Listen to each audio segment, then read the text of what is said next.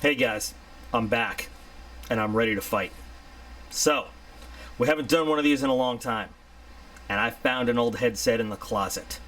So I'm ready to do this for real. I got Pickle Rick over this shoulder. He's all ready to go.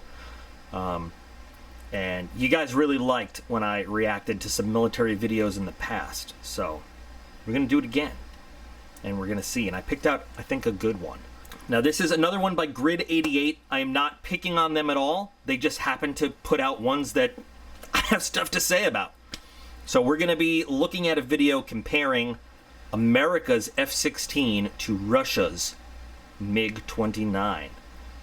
And I'm going to sort through some of the hype and some of the flat-out BS.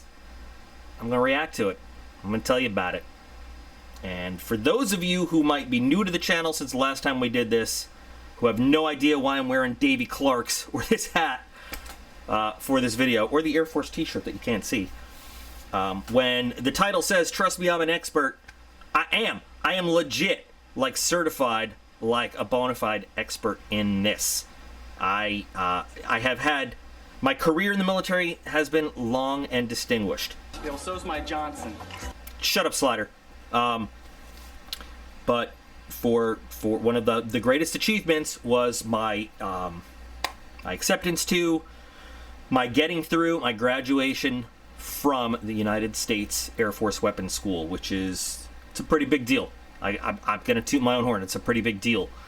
But so when I say, trust me, I'm an expert, I am literally an expert on weapon systems and tactics and all this stuff. So when you guys watch, when anybody watches these videos, a lot of them are put together to look really fancy based on fluff. And I'm not saying that these aren't great weapon systems. But what I am saying is, with a little bit of knowledge, you can sort through some of the fluff and see that these videos are just put together to sound great and to get you to click. So I got the old headset on.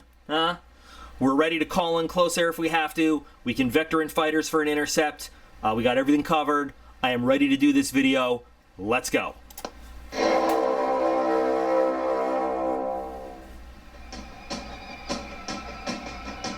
So they always start off with some really cool, just generic, you know, shots that they get. Here are the Thunderbirds.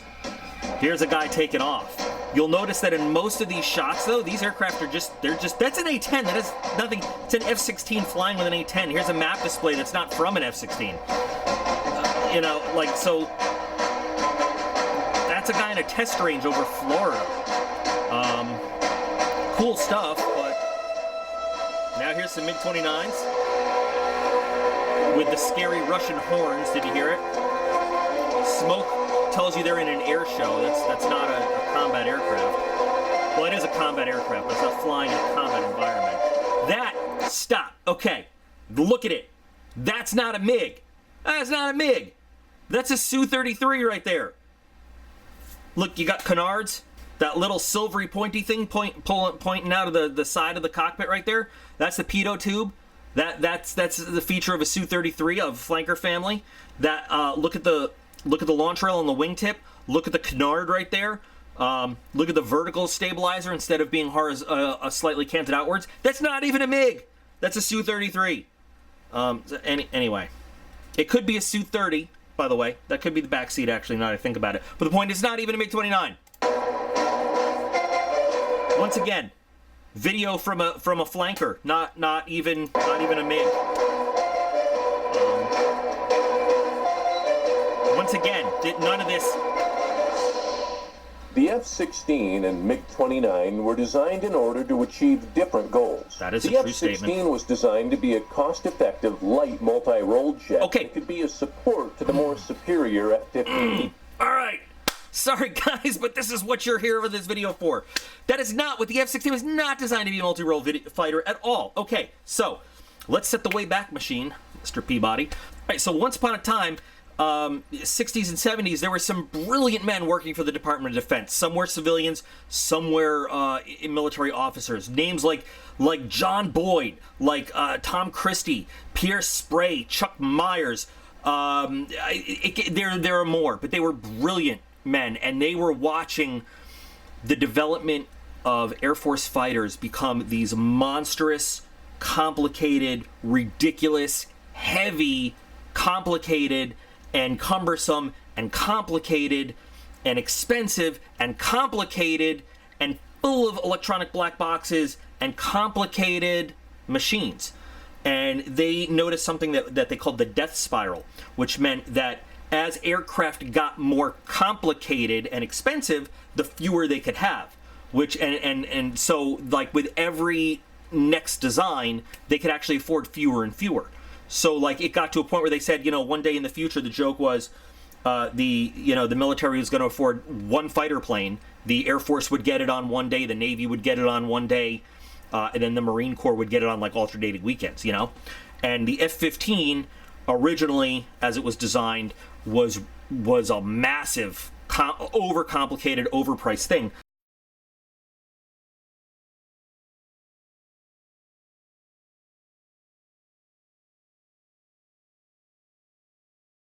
And so these boys in the fighter mafia said, you know what we need to do? We need to design something that it has one job only.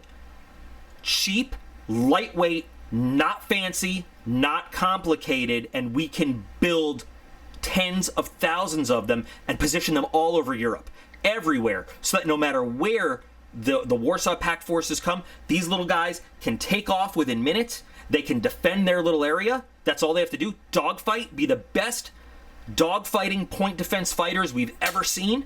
They don't need range. They don't need fancy. They don't even need a radar. They need a gun and a couple of heat-seeking missiles, because we're going to build 10, 20, 30,000 of them. They're going to be everywhere. They're going to be a couple $1,000,000 each, and that's it.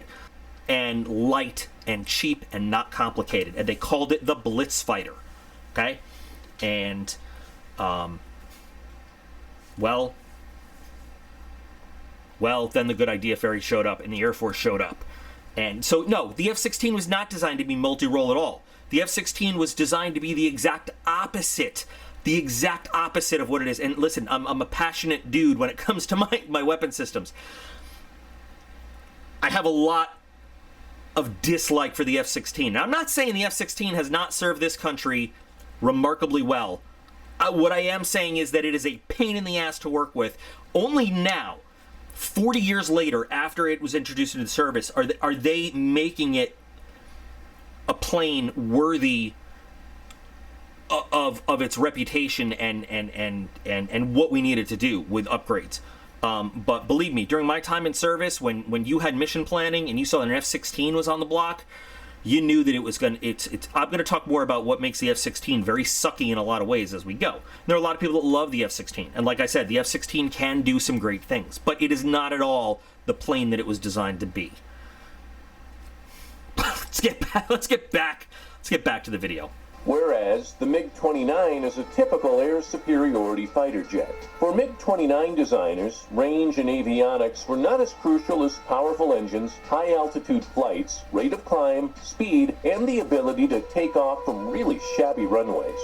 That is a big thing for the Russians, by the way. The Russians are great at designing all of their aircraft to operate from not necessarily rough fields, but less than prepared fields. And we just bet on the fact that we're going to have nice, long, 10,000-foot concrete runways everywhere we go. We thought it would be interesting to compare these two legendary fighter jets and determine which would most likely win in a hypothetical dogfight in this video. Don't forget to subscribe and click the bell button so that you can watch more military videos. Now here's the problem with saying we're going to compare the F-16 to the MiG-29. So there is no the F-16 and there is no the MiG-29. All right, the F-16 at this point, and when this video is made, this video is only a couple years old. The F-16 is, and I'd have to go through it and count. The F-16 is multiple versions of an airplane, and the MiG-29 is multiple versions of an airplane. And I have said this before with military videos. You have to be very specific with what you are talking about, with what version you're talking about. So the F-16, okay, we have the F-16 A, B, C, D, E, F, and V. And then the Israelis also have an F-16I. All right? Now, when you break that down even further, in the F-16, with most widely, sold, what we use, the F-16C and D, you then have, ready for this, you have the block 25, 30-32, 40-42, 50-52. There is not, and then, by the way, okay, so then to throw it in even more, then you have the F-16CM, which is the commonality upgrade to take the block 40-42s, block 50-52s, and put them in a more common package and upgrade for capability. So to say we're going to compare the F-16 and the MiG-29, and by the MiG-29s have a whole host of different platform versions that are out there in the world too. You can't just do that in the world of fighter planes. You can't just say an F-16 versus a MiG-29. Things change very drastically between, say, an F-16A Block 10 and an F-16C Block 50. Things change very drastically between a MiG-29, what we call 9.12, product 912, versus a MiG-29 SMT. Huge, I mean, very different airframes. So we're gonna refer back to that as we go through this. Number 1. Let's have a look at some specs first. The F-16 was first introduced in 1978. 4,600 F-16s have been built so far, with per unit cost of $35 million. Now, they said that they want to figure out which plane is a better dogfighter or which plane would win. Does being introduced in 1978, that there's 4,600 built or that it costs $35 million, have anything to do with its performance in combat? No. And this is the kind of stuff that, like, so when I was an instructor for my last 5 years in the military, and we had young trainees, young lieutenants trying to brief us, because we make them brief weapon systems. This is always like the beginner. They want to brief us all these stats they find in a book somewhere, and I'm like, stop. I don't give a shit, because that has nothing to do with how the plane fights. So this is all the fluff that they find on Wikipedia or that they find in some obscure reference book that nobody in combat gives a shit about. So great, thanks. And then you're going to notice they're going to talk about weight and takeoff weight and all that other stuff. And so, by the way, all these stats don't apply to any one specific variant. Remember, the empty weight and the maximum takeoff weight changes with different engines and different avionics packages and all that stuff. So what are they talking about here? Which F-16? Operated by a crew of 1, the aircraft's empty weight is 18,900 pounds, and maximum takeoff weight is 42,300 pounds. The jet is powered by a single engine, producing 28,600 pounds of thrust. Or, hello, there are multiple engines that power different models of the F-16, but don't worry about that, they don't care. With maximum range of 2,620 miles, the aircraft can gain top speed of 1,320 miles per hour. Okay, so I got to stop again because, like I said, this is basic stuff. Maximum range: plane takes off, flies, runs out of gas, falls out of the sky. Don't give a shit. That's great for, like, if I need to deploy it from point A to point B. In combat, what does that matter? You know what I need to know in combat? I need to know an operational radius, and more importantly, I need to know something called playtime. How long, physically, in times, in hours and minutes, can that plane remain in combat to do its job? That's what we mission plan in, because that's how long I know I have before I have to get a tanker to show up and meet it somewhere and give it gas to stay in the sky. And by the way, the F-16 is pretty pathetic. This is not classified or anything. About 45 minutes after wheels up, you got to get the F-16 gas or it's going home. And that's one of the things that when they took that nice simple F-16 design and started throwing shit in it to make it more complicated, they increased everything except the size of the fuel tanks. Because remember, it wasn't supposed to have to do that stuff. It was supposed to take off, do some intense dogfighting, and then just land right at its base because it was a point defense fighter. They increased all sorts of weights and all sorts of capabilities, except the fuel tanks. And that's one of the big headaches of working with F-16s in combat, is keeping them gassed every 45 minutes. The fighter jet comes with 9 hardpoints, in addition to a 20mm rotary cannon. And top speed? The combat radius. Sorry, got to do this. Top speed? I'm going to give you guys a quiz. How often in combat, in everyday operation, in any operation, does a combat aircraft fly at top speed? Go ahead. Imagine the Jeopardy song in your head. If the answer was 0% of the time, you are correct. That top speed is only achieved when it is clean, no ordnance, no weapons, and in perfect conditions. Because it can't do that otherwise. The minute you start hanging weapons under the wings and extra fuel tanks and you load that thing up, that top speed goes away. It has a average combat speed. And by the way, you don't dogfight. You don't fight in combat at 1,320 miles an hour. You might run away from combat at 1,320 miles an hour. And if you're doing that at that point, you've already blown your objective, you've given up on your mission, you have dumped, you have jettisoned everything under your wings, and you have already surrendered to the enemy. That's what we call a soft kill. Hard kill is you blow the damn plane up. Soft kill is the pilot says, I give up. You have kept me from completing my mission. I'm dumping everything off my plane. I'm hitting the afterburner, and I'm flying away from you as fast as I can. They never fly at top speed. It's like just another ridiculous stat that people can put in there. Tell me, what is the average combat speed? What is its average dogfighting speed? And by the way, most airplanes in combat don't fly much faster than an airliner. Now, in a dogfight, they will slow down. They will speed up for bursts of speed. Believe it or not, you want to go slower in a dogfight than faster, because anybody that's driven a car real fast knows you try to make a turn when you're going real fast, make a real wide turn. You make a turn when you're going slow, you make a nice little slow turn, a nice little tight turn. And in a dogfight, you want to make as tight a turn as you can, because the tighter your turn, the quicker you're pointing your nose and your weapons at that bad guy. I'm sorry, weapons and tactics, that's what it's all about. Of the aircraft is 340 miles. On the other hand, the MiG-29 was first rolled out in 1982. Around 1,600 MiG-29s are being operated by the Russian Air Force and other countries. At present, per unit cost of the latest variant is around $23.7 million.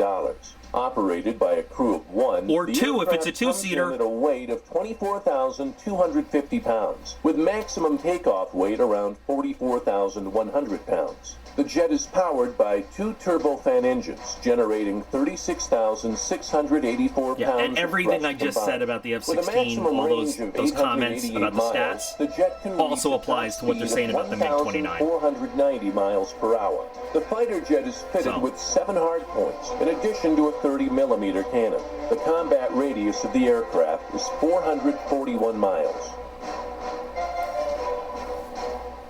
Most MiG-29s do not have air-to-air refueling capability, The most important factor in deciding a dogfight is maneuverability, the maximum rate and radius of turn.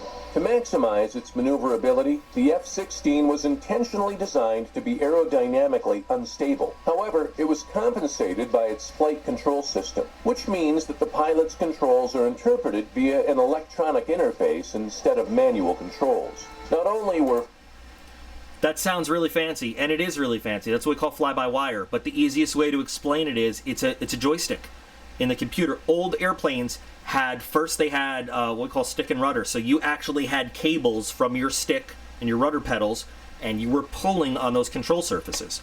Then we had hydraulic actuators. So you were pulling on the stick, but it was connected to cables that were connected to hydraulics. Fly-by-wire is literally, so, when you sit in an F-16 cockpit, it blows you away, because that control stick, instead of, and when you watch, I'm going to say if you're ever in a fighter cockpit, so when you get a chance to fly in these planes, for familiarization, an F-15 stick, for example, moves a lot as you're moving it around. An F-16 stick is like a computer joystick, like a video game joystick. It like a Thrustmaster. It moves very little, because the computer interprets your very, very little movements into electronic signals, and all your control surfaces are electrically actuated by servos and stuff, which means it's not dependent on the pilot's strength. Like in old school airplanes, pilots physically had to use strength to pull the stick, to push the stick, to move it around, to fight the air pressure. With fly-by-wire, the pilot doesn't feel a thing. The pilot just goes, eh. And in an F-16, I swear, you take a fam ride, you go, eh, and that plane is doing barrel roll. You're rolling. Pros and cons. Pros and cons, because it's very easy without that fly-by-wire system. If there's any computer problems, go completely out of control in an F-16. Modern planes have fly-by-wire. Older planes, the MiG-29 intentionally was not built with fly-by-wire. The Sukhoi 27 was built with fly-by-wire. So anyway.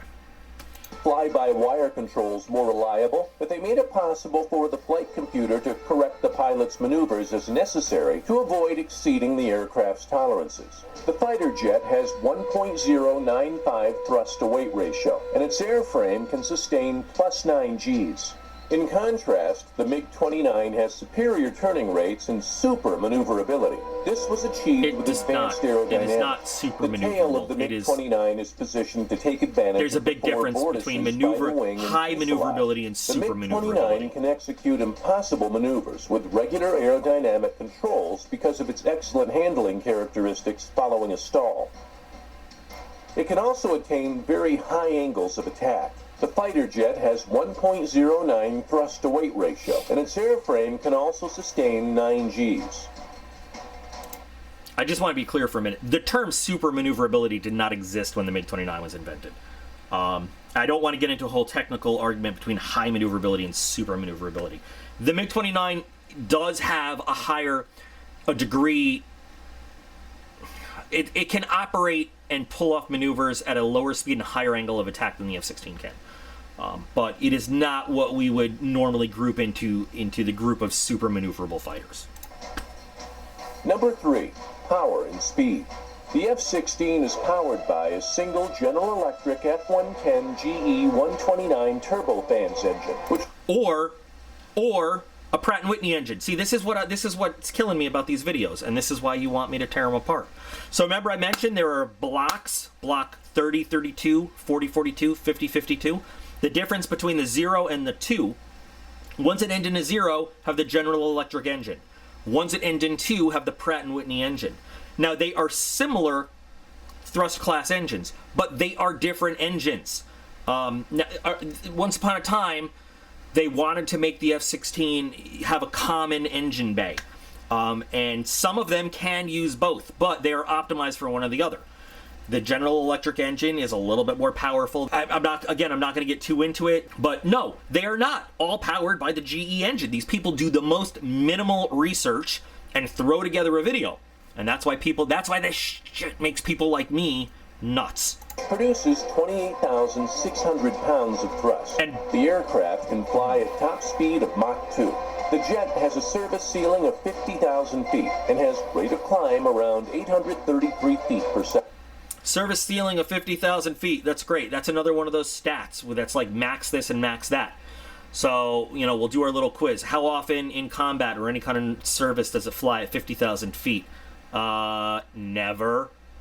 Because it's very inefficient to fly at 50,000 feet. Your engine is starving for air. There's very little, air to create lift for your wings. There's no point doing it. It's stupid.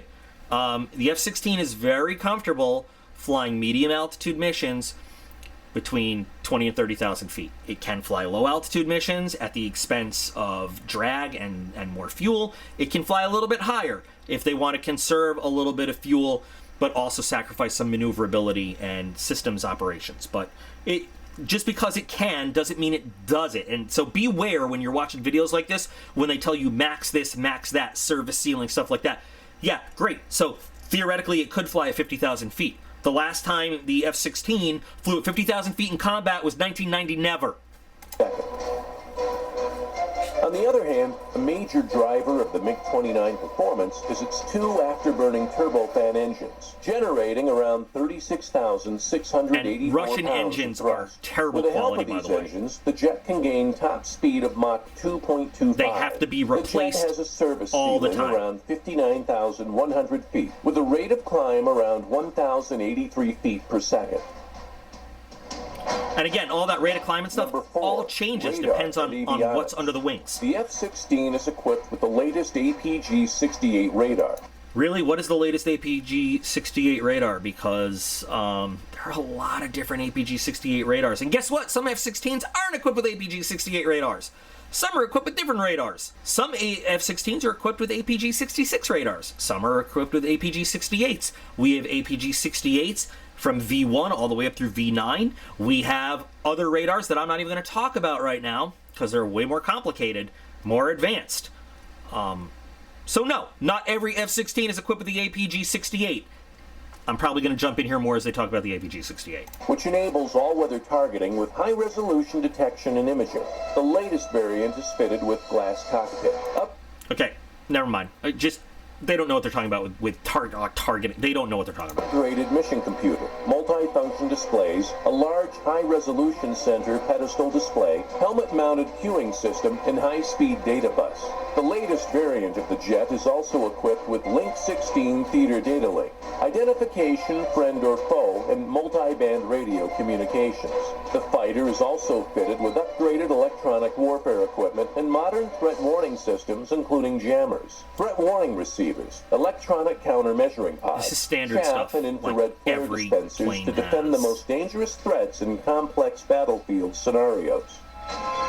A lot of the F-16's advanced features come in pods because, I don't know if you know, the F-16 is a pretty small plane. There's not a lot of room left to jam stuff in there. So the F-16 does carry a lot of external pods, targeting pods, for the HARM missile, the anti-radiation missile that hunts down radars. It carries very often the ALQ-131 and the ALQ-184 jamming pod. It can also carry some other pods that are not really classified, but I'm not going to talk about them that much right now. They're very good. Some Israeli pods and some pods that can make it look like enemy aircraft. The radar has some...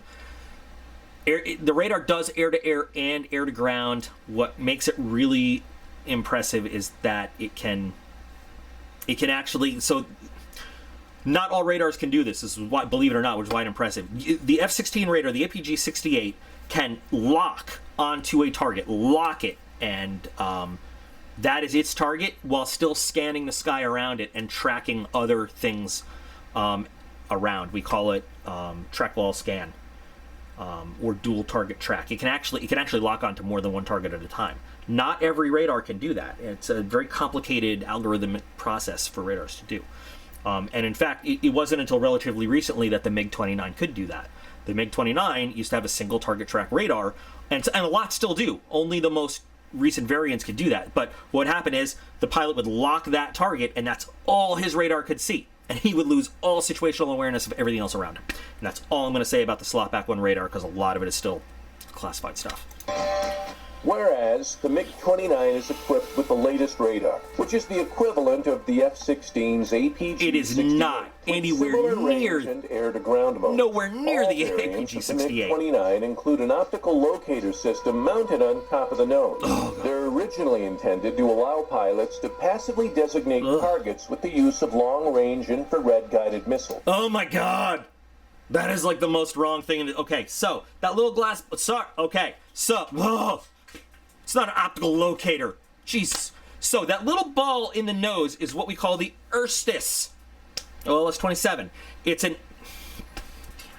infrared search and tracking system. There's nothing optical about it, and it is a very basic system, but it's actually a really good system. What it does is it allows the MiG pilot. So let's say you guys don't know this, okay? Plane takes off. It's under the direction of a little dude on the ground in a radar called ground controlled intercept, or a little dude in a plane like AWACS, a plane with a radar on it. And because fighter radars are rather limited in their range, they work in a different frequency band there for a different purpose. A command and control radar can see very far off, but doesn't have the signal fidelity that a fighter control radar has for up close.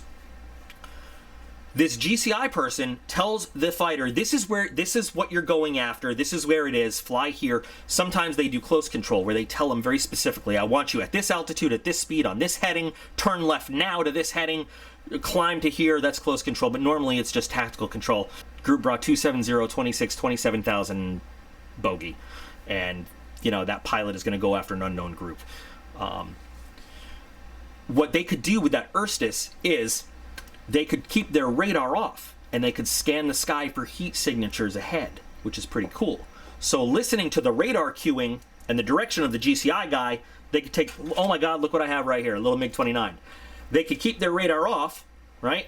And an airplane's threat receiver can see an enemy's radar radiating long before their own radar can pick them up. So with this radar off, they could look for infrared signatures coming from where the GCI controller is telling them to go find that group, and they could do that. Now, it's not entirely that accurate. They're just seeing a heat blob in the sky. It's not, but what they could do is then slave the radar to it and tell the radar, I want you to point over this direction. I'm going to turn you on real quick, and I'm going to target a group that's right there. They could use that Erstis to slew the tracker in one of their medium-range infrared-guided missiles. But that's a whole nother video on how the AA-10 deltas worked, Bravos and deltas worked to target and track and lock on a thing. But yeah, so it's not optical. There's nothing optical about it. It's all infrared. Works a lot better when they can sneak up behind a target and see the jet engine exhaust plume rather than head-to-head, but there you go. Advanced OLS featured in the latest variant of the MiG-29 is able to detect and designate an aircraft from 90 kilometers. That's not... whatever. Okay. Number 5, firepower.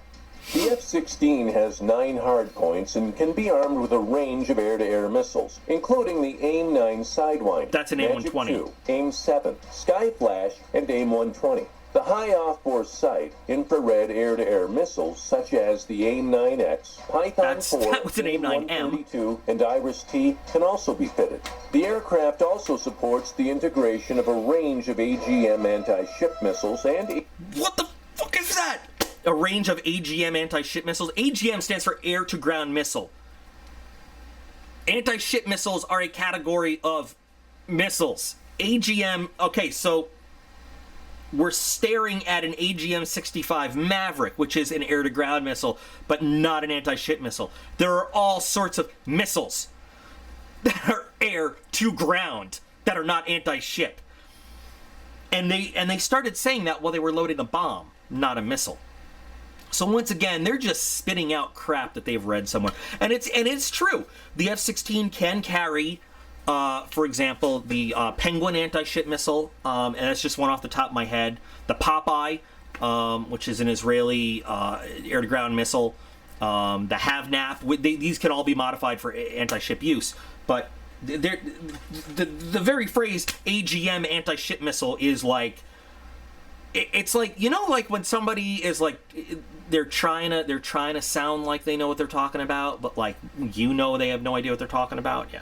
AGM-65 Maverick air-to-ground tactical missile. The fighter jet can be armed with paveway laser-guided bombs, That is a paveway. GBU-15 bombs, and wind-corrected munitions dispenser. But that's an F-18! The aircraft is armed with That wasn't an M61A1 F-16. Vulcan 20mm 6-barrel rotary cannon with 511 rounds.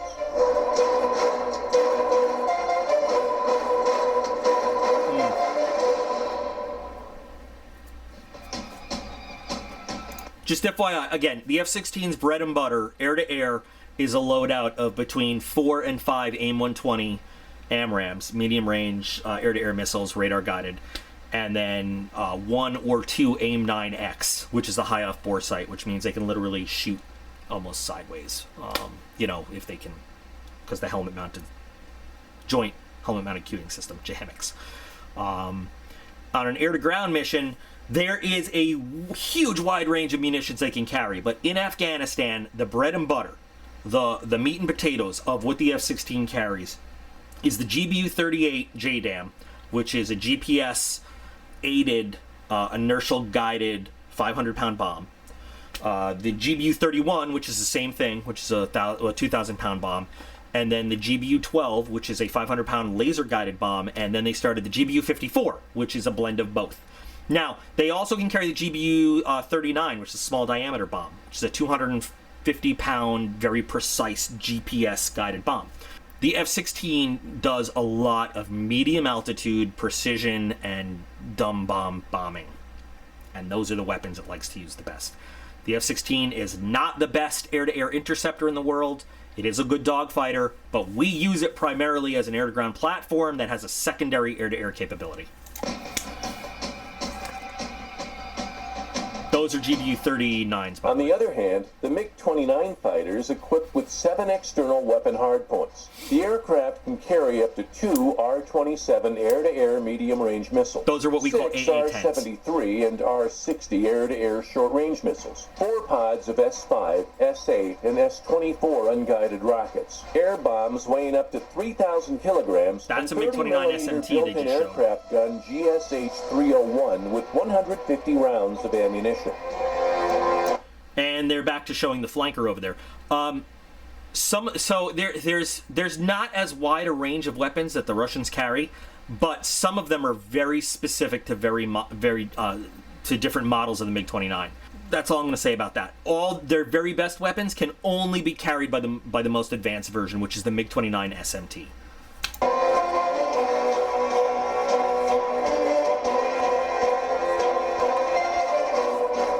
Keep showing the flanker. That's the flanker doing all the shooting. I don't know. Both of these fighter jets are equally capable war machines. However, neither of the 2 fighter jets is able to attack the target from a greater distance.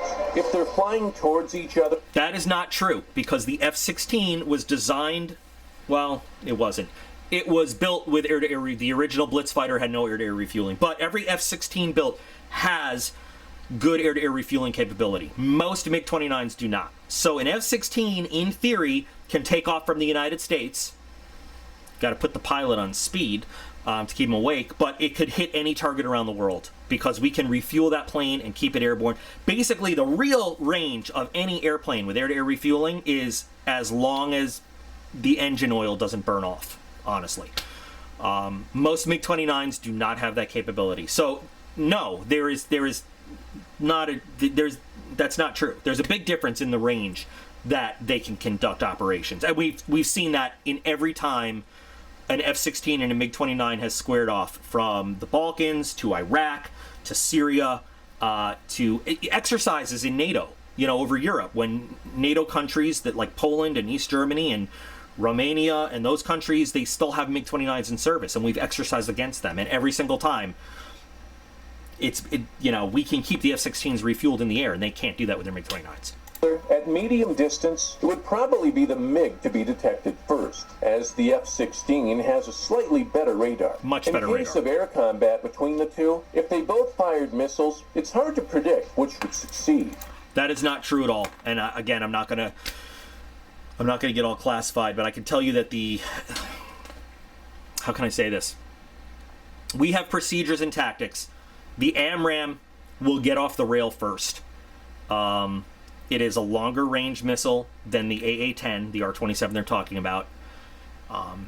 If we screw that, and the AA-20 and the R-27, the AA-10 Alamo needs the launch aircraft's radar to keep illuminating the target. It is not a fire and forget missile. The AMRAAM is fire and forget. So we start by designating that target, and then the missile's radar turns on at a certain point and says, I got it, you can go away. The Alamo does not have that capability. Some versions of the MiG-29 have the AA-12, the Adder, or they call it the R-77. It is also a shorter range missile than the AMRAAM. It does not have a radar as capable as the AMRAAM. But we have what we call timelines that we follow to make sure we get the shot off first. The thing is, if we get the shot off first, they can't get the range close enough to hit us. They just can't. And this is not classified. I'm not giving you guys classified information here on YouTube. It's well known that the AMRAAM has a longer range than the Adder or the Alamo. If we were to screw up and the shots are fired at the same time, the Alamo is a faster missile than the AMRAAM. So we have a problem. But again, there's the opportunity where we could snip the link between the F-16 and the AMRAAM and hope that the AMRAAM might still find that target and the F-16 can run away. The MiG-29 can't do that. In case of a dogfight at short distance, the advantages of the MiG-29 become apparent as the jet is more maneuverable. The F-16's cannon has a much higher rate of fire, but the MiG-29 cannon is 30mm caliber as opposed to the F-16's 20mm. But the results of combat missions really depend on possessed weapon system options and pilot skills. That's the key phrase right there. Pilot skills is it. And every time that U.S. aircraft have come up against a MiG-29, the U.S. aircraft has won. And it all comes down to, I mean, the number one deciding factor is pilot skill. And the truth is, there is not a country in the world that trains their pilots to the level that we do in terms of flat out number of hours actually flown in a cockpit, period, dot. That's it. We fly the most amount of time. And there is no simulator, there is no trainer in the world that prepares a pilot like real life cockpit time. We have exercises that are the most realistic real world combat simulations in the world, like Red Flag. We have schools like Top Gun and Weapons School. And Air Force pilots can go to Navy schools. Navy pilots can go to Air Force schools. So Air Force pilots can go to Top Gun. And Navy pilots can go to Weapons School. And by the way, Weapons School is not just pilots. That's... Anyway. We have the best training in the world, and that's what it comes down to. A pilot that has the most capable aircraft in the entire world, but is not fully trained to utilize all of its capabilities, might as well be flying in a bread truck. You know what I mean? So which jet fighter do you think is better? America's F-16 or Russia's MiG-29? Let us know in the comments section. Also, be sure to check out our other military videos. Thanks for watching, and as always, don't forget to like, share, and subscribe. Okay, we'll just cut it off there, because that's kind of the end of it. Now, I don't want you guys to say like, oh, I'm going to take these off now. I don't want you guys to say like, oh, he says that the F-16 is better because he's American and it's an American plane. I want you guys to know I hate the F-16. I do not like the Viper at all. Like I said, working with it has always been a pain in the ass. I'm kind of jealous that dudes that are still in get to work with the newest upgraded version because it's a lot easier to work with. I think we have better platforms that do the job of the F-16. If you really want, I mean, read books like John Boyd. His biography is a great book. Read The Pentagon Wars.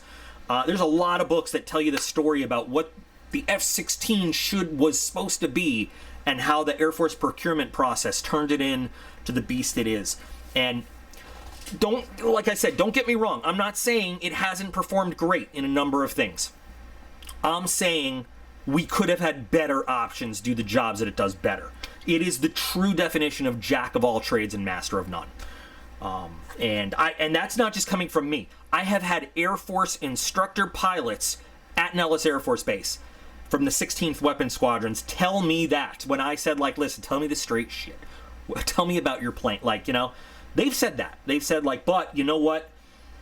They're just, sometimes we don't have another platform that can do it the way the F-16 does, because it is light and it is small. And the Air Force has invested a significant amount of time and money in that platform. So I personally, being an American and an American combat veteran, my favorite combat aircraft in the entire world is actually the Sukhoi 27/30 flanker. It aerodynamically, it's the most perfectly designed aircraft in the world. I think it is gorgeous. And I think that if we were to take one, and this is not just me saying this, this is like smarter people than me in the world of aviation, gut out the Russian, Chinese electronics, fill it with American black boxes, and then remove the titanium that the Russians built it with to make it like strong, but like use modern composites to make it really light, put American engines in there, you would have, besides the fact that you'd reduce the radar cross-section of it already to drastically, it wouldn't be a low observable plane, but it would be an almost unbeatable, super maneuverable air combat machine. I mean, I think the flanker's great. So I tell you this so you don't just think that I'm, as an American dude, saying the American plane is better. I'm telling you the American plane is better than the MiG because I've been trained and taught all these specs and all about it. The MiG-29 is a lot cheaper. Is not, you know, when the MiG-29 SMT came out in the most advanced MiG-29 version, some of the countries it was exported to actually returned it right away and demanded a refund and said, "This is not we're not flying this crap." It's just it is what it is. But anyway, so the point of me doing these reaction videos to these military videos is to show you that, you know, a lot of these people that put together these videos, I don't know what training they have, I don't know what experience they have, but I can tell you that they are giving you a almost a clickbait type video. They want you to watch the video and they want you to be entertained, but they're not educating you. They're not teaching you stuff.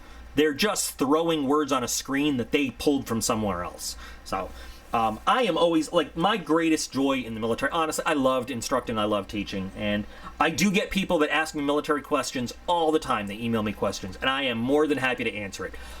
With the caveat that, yes, my most up-to-date information is now a few years old, because I don't get classified briefings anymore.